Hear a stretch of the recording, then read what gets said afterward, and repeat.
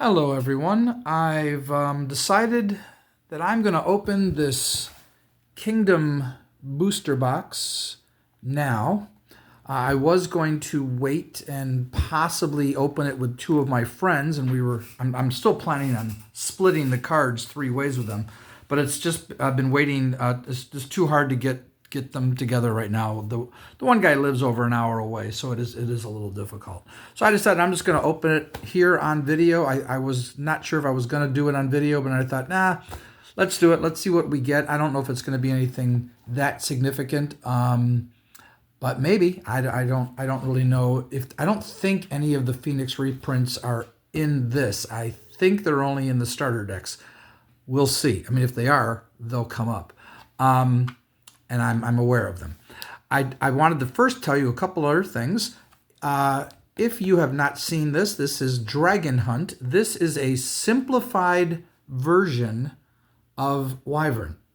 There are no action phases, no treasures. It is one deck, and it features cards that have, they are the Wyvern card in one sense.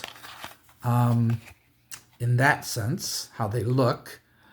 Much lighter in their appearance, but on the back you have action, or let me just pull them out, and here's your dragon cards. So two players play with one deck. There are only three steps, three phases in a turn. Like I said, no actions, no events. It is very basic and streamlined, and there are no cards to collect. This is the game. It's these cards in this game.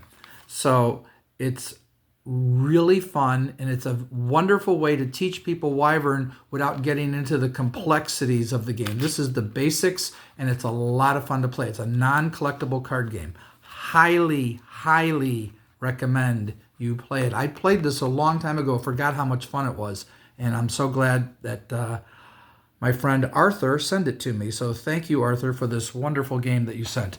Also, I want to let everyone know, because I might as well continue to try to promote my book.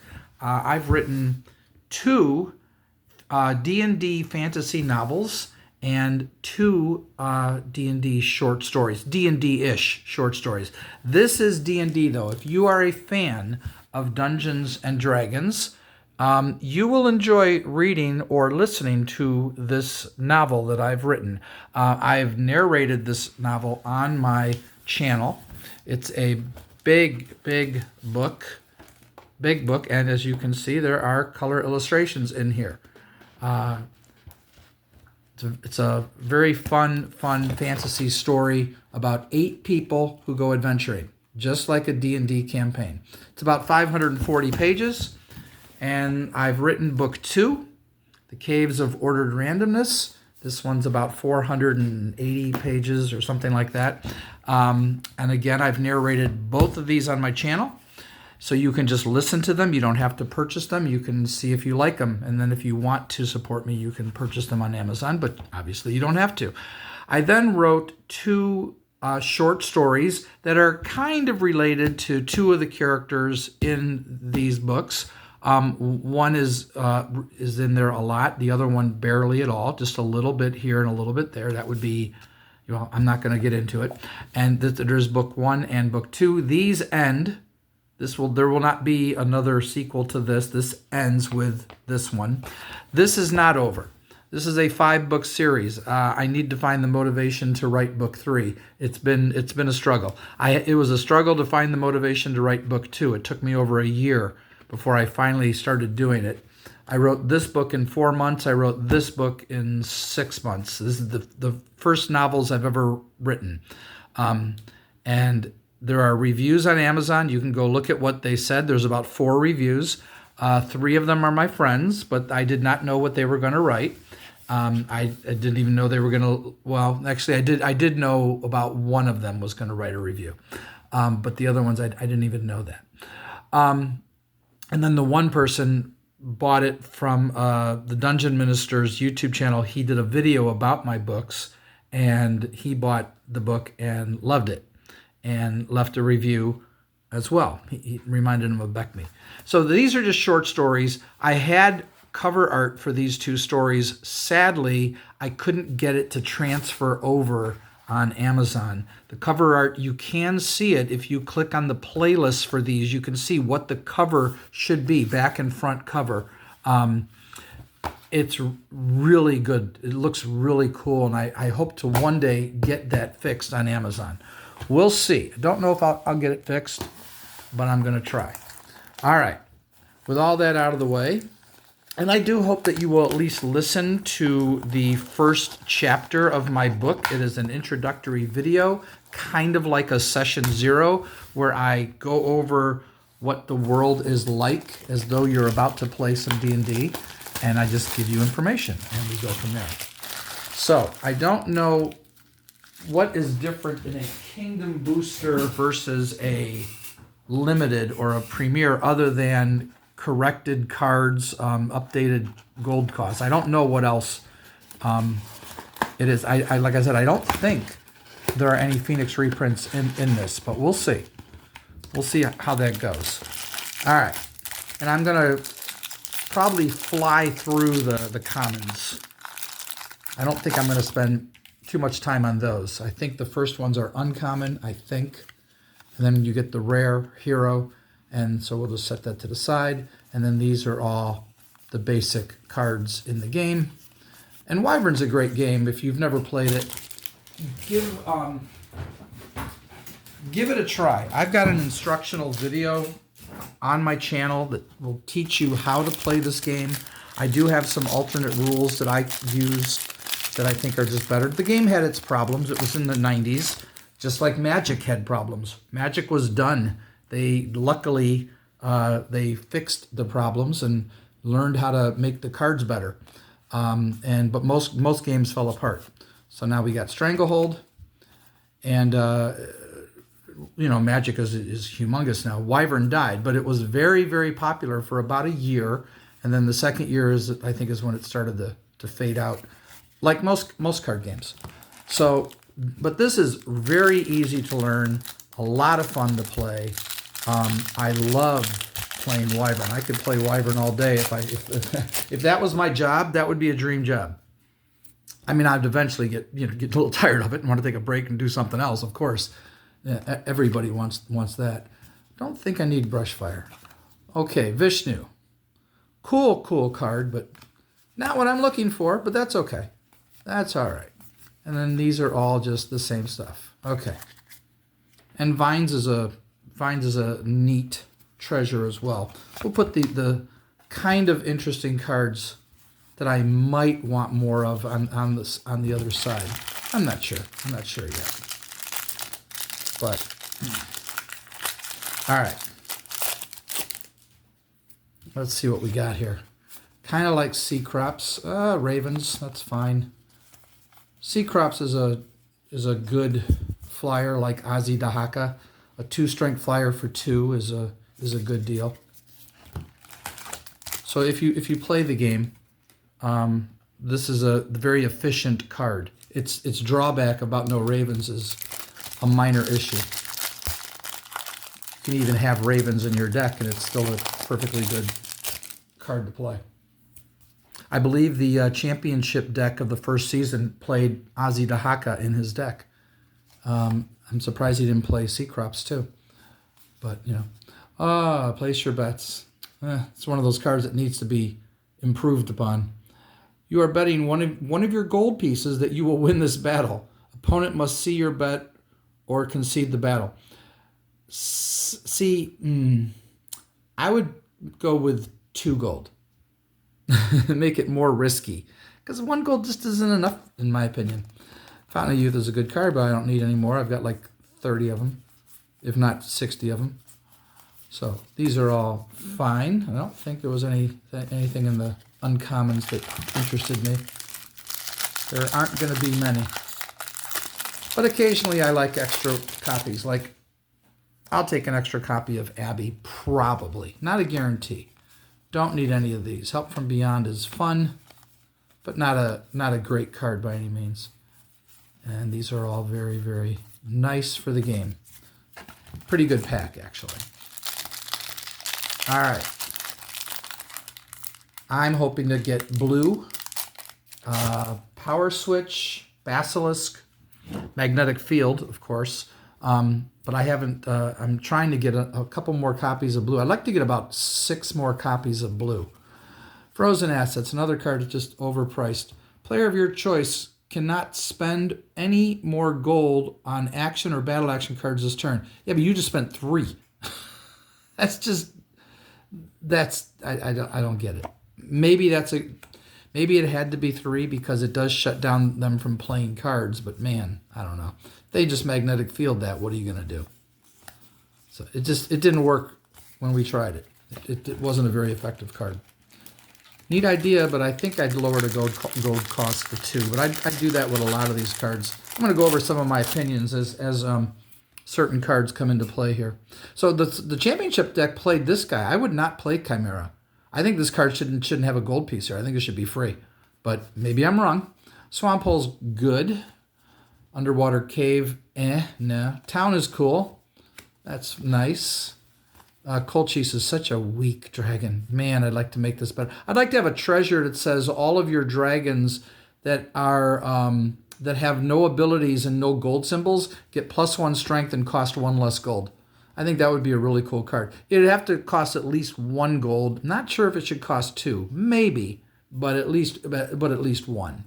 Because then this is a 2 strength dragon for free with that treasure.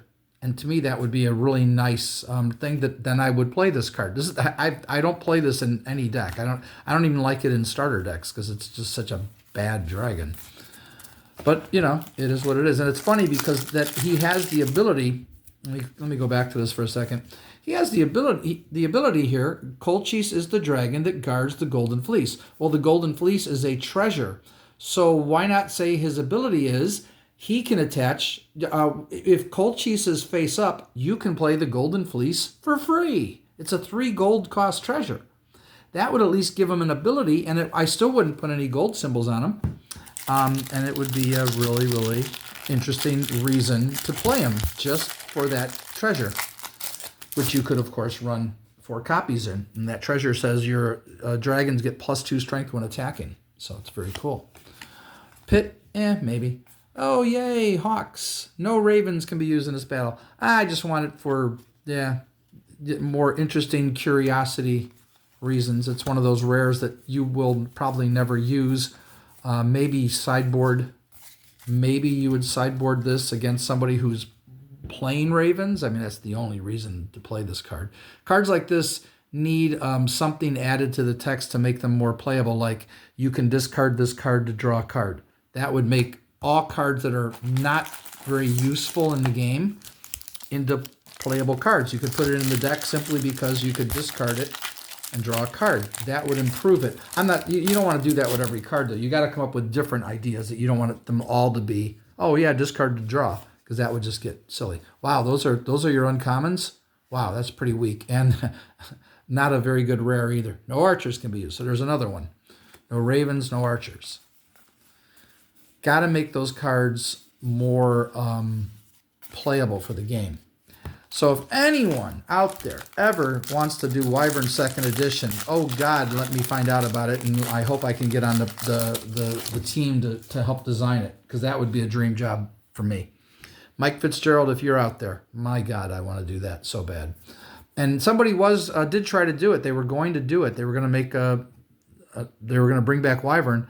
And I'm told the president at U.S. Games died, and the other people wanted nothing to do with it because they didn't want the headache that comes with the card machine to cut all the cards. Apparently, it's a big pain in the butt. Vampire, very, very cool dragon. Really nice design. I like the gold cost there. I agree with it. Very, very cool card. So I'm happy to have another vampire. I don't need another vampire, but I'm happy to have another one. That's fine. All right. So if you're an old school D&Der, I think you'll really enjoy my my books. Though I do add some aspects of new school D&D. I refer to the thief as a rogue, but I talk about it in the story about why they don't want to be called a thief. They are rogues, and that's a big deal for them. Hey, we got a basilisk. All right. So he's going right there. That's going in my rares that I want. He's on my list. I forgot to put him on my list originally, but he's on there now. I don't think I want another Ozzy Dahaka or a Celestial. I think I have enough of them. I'll just put him there for now. Celestial's a great dragon, but not great for constructed. He's fine. You can play him. But yeah, what I wouldn't give for if this game could come back. I know the odds of it coming back are very low, and the odds that it would succeed are low as well. But someone was going to do it, and boy, that'd be a lot of fun to see what they would do with the game, and if I could be a part of it. Well, I would move to go do that job. I don't care where it is. Pay my airfare. Behemoth, the big bad behemoth. Just get me there, and that'll be fine. I'll start my new life and redesigning the Wyvern card game. Give me that job all day. Though I do want to write books 3, 4, and 5. I've been trying to find the motivation to write them. Been going back and listening. I'm posting on my community posts. They no longer call it community post on the channel. It just says posts. And I've been posting the background chapters for each of the characters in the story. I've written a separate background chapter in the book for each of the stories, and for each of the characters, and I intermix it in the story. So you're going into the story, then you go and get another background chapter, and then back to the story, and back and forth it goes. And I had to do it that way. Steel Strength is cool because the story might have become more boring if I just continued with it without this back and forth between the story and the characters' backstory. It just worked for me. Now, one guy who listened to it said I should have worked the background story into the story. He thinks that would have been better, and I'm like, nah, I like it better this way. I know what he means. I understand what he means, but I like that I chose to give each character a separate chapter in the book detailing how they became what they are, what was their past like. And it's funny that I say that because when we played D&D in the 80s, and that's when we played most of the D&D that we played, we never wrote a background story for our characters. We just didn't bother with it because it didn't matter to us. We just wanted to play the game, and the game created our backstory. We felt that was all we needed for a backstory. We would know what our character was by the time you got to like 5th level or 6th level, which took a long time to do. Not like 5th edition where it takes like about an hour. I'm kidding. I'm exaggerating, of course. But I am not a fan of 5th edition. I know there's a lot of things about it that are good. Apollo, that is one of the cards on my list, and I have already gotten a bunch of them, and I'm happy to have another one. Love Apollo. But go through these cards right here. Okay. I know that a lot of it is very well written, and there's a lot of good things about it, but there are things about it that I don't like, that most old school gamers don't like about it. But there are problems with every edition, and I'm not here to start an edition war with anybody. Whatever edition you like, that's what you should play. Don't worry about what other people think or other people's opinions. Who cares? It doesn't matter. Moger, great scout, one of the best scouts in the game. I have like plenty of him. Oh, invisibility. I actually met somebody who played this card and loved this card because he played it as a bluff, and he loved it. And I'm like, it's real awkward to play, and so much so that if you opened an invisibility, like if you entered a basic tournament and opened this in a pack, you'd get a free pack. They'd give you another pack because it's like, that's a bad card. So they felt it was a poorly designed card. But I knew someone who liked it and thought it was great. I don't know. I wasn't sure at the time, but it was awkward. I like Ladley Worm, Moger, and Medea Spell. Very cool card. Very, very powerful card. And now you can see the updated wording. A dragon of your choice is now 0 base strength for the rest of this battle. It didn't say base strength in the Premier and Limited editions. I don't think Limited updated it. Kingdom did. So that's cool. But see, there's no Phoenix reprints in here, sadly. It would be nice. I know someone who's looking for the Phoenix reprint Dragon on Strike. If anyone has that, let me know, and I can let that person know, and they'll make a really good trade for you, and it will be really worth it to you. I don't know what they'll be willing to do, but they'll certainly give you the better deal because they want that. It will complete their collection. So it's a very valuable card for them. So if you have the Kingdom, the Phoenix reprint, so it'll have the Kingdom logo. It'll have this logo on it, Dragon on Strike. If it's a Phoenix logo, that's not what they're looking for. It's to fill out their collection. And I'm hoping we can find it for the guy. It would be a really nice thing to do. Speaking of nice, if you'd like to see a Pokemon vendor who is an absolute angel, check out the YouTube channel Coop's Collection. Coop is the most generous Pokemon vendor I've ever seen, most generous vendor I've ever seen. He has this thing called Slab a Kid where he gives kids a slab. I think a slab is a graded card. Hall of Chivalry. It's a decent card. And he gives them out to gives them to kids for free. He lets them get their own graded card. It's just a wonderful man, but he treats everybody wonderful. And I enjoy watching his YouTube channel. His YouTube channel is blowing up like crazy now. He's going to be approaching 1 million subscribers. Probably won't take much longer. I last time I checked, he was in the 700,000s, but I don't know where he's at today. But Coop's Collection. You want to see an amazing guy. That's really, his channel is so interesting to watch. Everybody loves him. Magic Shield. There we go. That's a interesting rare. I don't need it, but it's an interesting rare. His channel is great. It's just fun to watch. I can't tell you how. I can't describe it. He just works a booth, and people come up to him, and everybody loves this guy, and it's just wonderful. And the generosity that's happening from people, from viewers, from live streams, it's unreal. Another great YouTube channel is called The Dungeon Minister. He plays D&D with his 3 sons and his wife, and then his videos are him recapping how it all went. Kind of a card that just isn't worth playing in the game. Interesting card though. Seth is cool. I like Seth. Don't need any more Seth. Have all I need. Good terrain. Good Dragon Slayer though. Kind of an inverted Dragon Slayer. But the Dungeon Minister has a great YouTube channel. He's got a little over 2,000 subscribers, so he's still a small channel, but much bigger than mine. And it's just fun. Just check it out if you're a fan of Dungeons & Dragons. I can't imagine you not liking that channel. Another really good D&D channel is The Dungeon Delver. All one word, all lowercase. The Dungeon Delver. He is an old school gamer. He plays first edition D&D live stream on his channel once a week. He also plays old school Gamma World. He's played Traveler. He does a live stream every evening on his channel. And his name is Bill Sylvie. Really good guy. Really neat channel. He will do updates on Wizards of the Coast. He'll make videos occasionally on what's going on with Wizards of the Coast. And he pretty much kind of just reports on it. But we've all taken issue with Wizards of the Coast blunders that they've made over the last couple of years, and they took some hits, but they deserved it because they were dumb. Nothing like selfishness and greed to destroy a company, I'll tell you.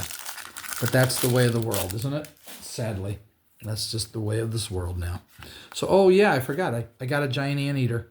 I actually like this card. It's fun. It's not, you can't use it, but it's fun. I like Snowdrifts. Snowdrifts is great. And another Whirlpool. Man, I keep getting Whirlpools. The limited one I opened, I got, I think, 2 Whirlpools and an Apollo. Didn't get one magnetic field or blue. Not one. And that was unfortunate. Didn't get a Basilisk either, so at least I got a Basilisk this time. We are going to hope that we can get something here. I'm going to move these over. Another really good old school D&D channel is the Old Warlock. Father and son. I highly recommend you check that out. They are a couple of really good guys. I think they live out in like Wyoming or Montana somewhere, in another world. Island, very good terrain. Tablets of Destiny. Cool card. It's a little awkward. I guess if you play Knowledge, this would work even better. Then it would work probably with Knowledge, but Knowledge is not the best card either. But at least you get to see their hand. I was going to say, is it going to come up here? But no. Nope. And I have watched some 5th edition games, and there are good people out there. I forget the guy's name. He combined old school, new school, took them through the Keep on the Borderlands. We've chatted before. He's aware of my channel. He's a really good guy, and it's a good channel.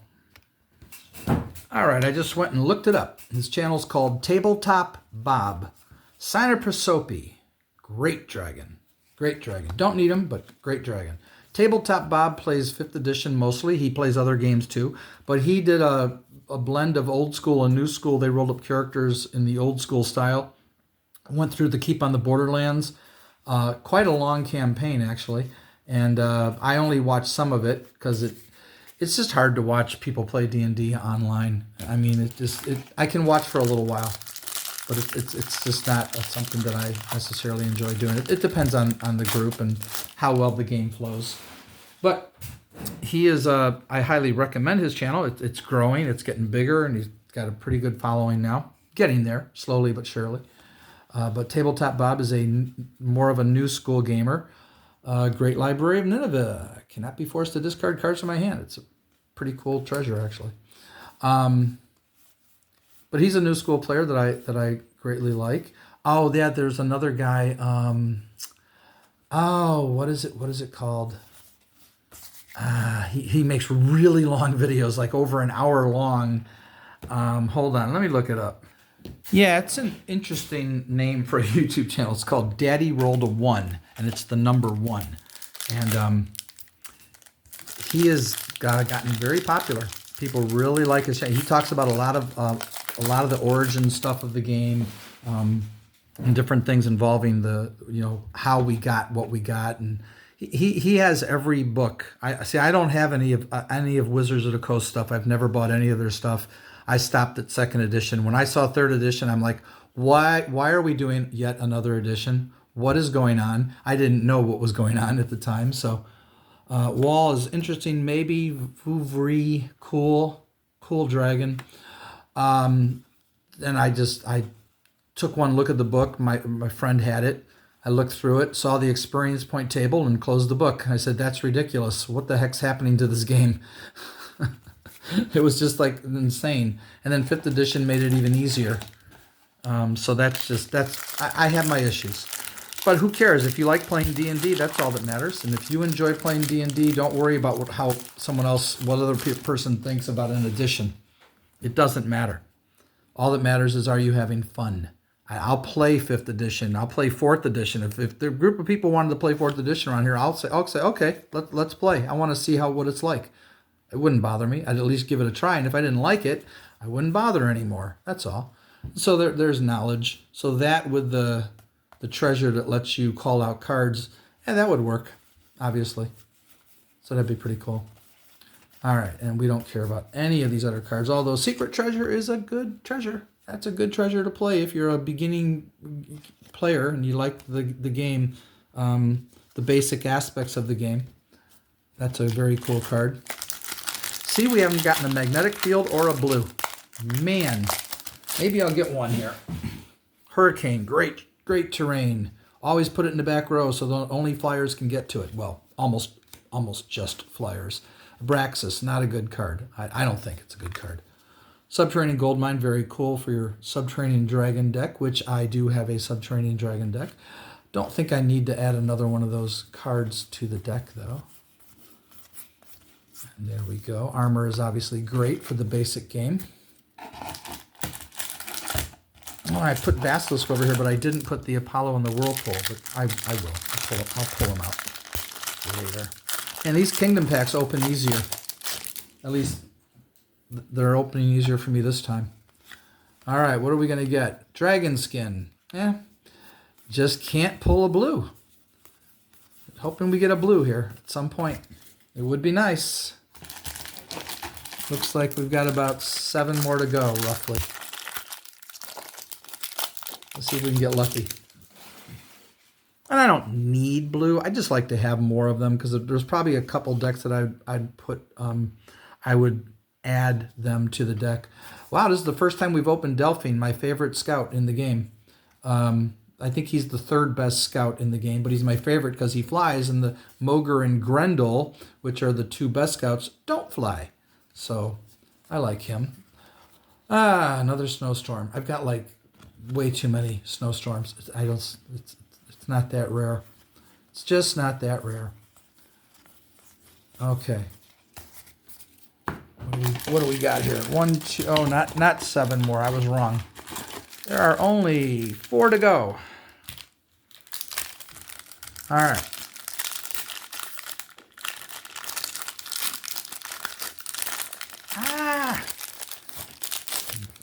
Fumbling the cards. All right, here we go.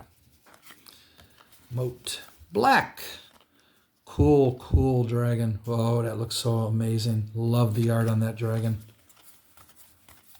Don't think I need another one, but that's okay. But like I said, I'm going to be dividing these up with my friends, and they're going to want some of these cards. So that'll be cool. And I didn't pay for this. I mean, well, I did. I got it through trade. So it's not like I didn't put out money. I traded. Rares that I had that he wanted. Swamp Hole, probably don't need another one.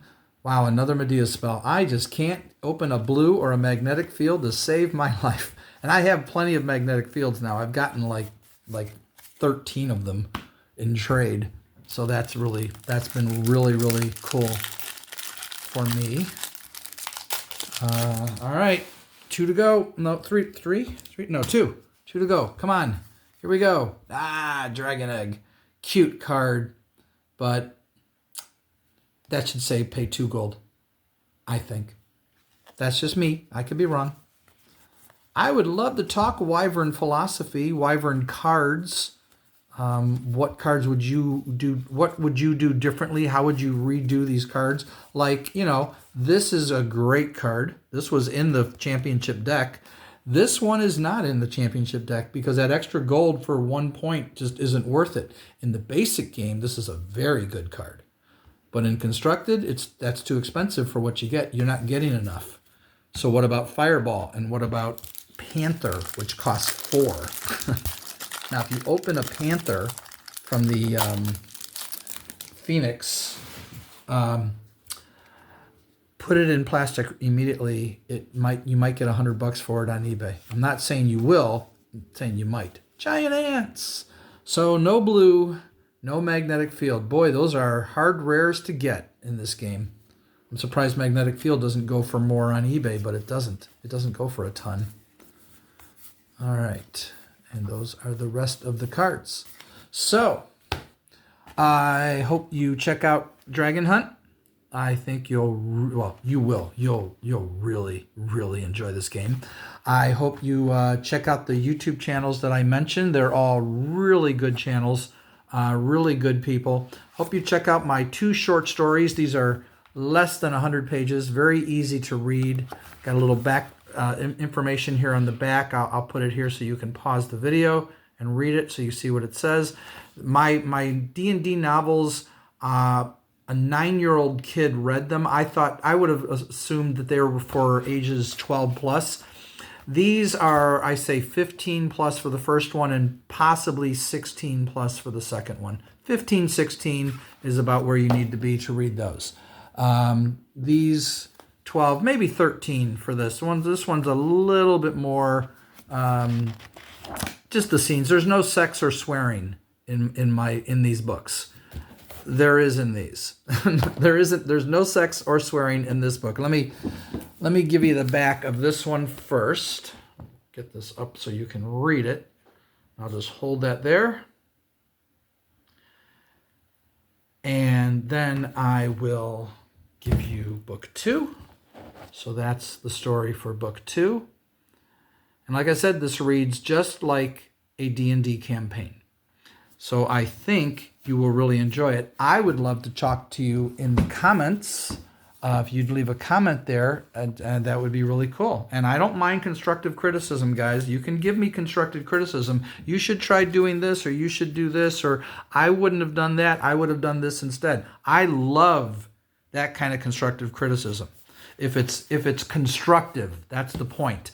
Constructive criticism is really, really good. So give me all the constructive criticism you want. These are the only books I've ever written in my life. I'm really proud that I did this and was able to publish them on Amazon for free. That's just amazing. And I don't like Amazon. I'm not a fan of Amazon for obvious reasons. But it's free. I can publish my own books. I wish I had a publisher. It would be great if I had a publisher, a literary agent. That would be great. But, you know, that's extremely difficult to get. So these are the rares again. I'm just going to briefly look through them while I pull Whirlpool. And I'm going to pull Apollo to the front. I don't think I'm pulling anything else to the front. Vampire? I don't think so. I'm going to add some of these to my collection. I have like a loose collection. I have a binder, but the binder doesn't need any more cards in it other than the Phoenix reprints because I gave those away in trade. So that was really cool. Anyway, I hope you enjoyed listening to me rant and talk about stuff and opening Kingdom cards. I don't know what my next video will be. We'll see. It might be more Wyvern. It might be something to do with L5R. I have L5R decks. I've done deck techs for those. Getting rid of all my loose L5R cards. I've been giving some away and selling others. And other than that, I'm not really sure. We'll see what happens. I'll talk to you all later. Bye-bye.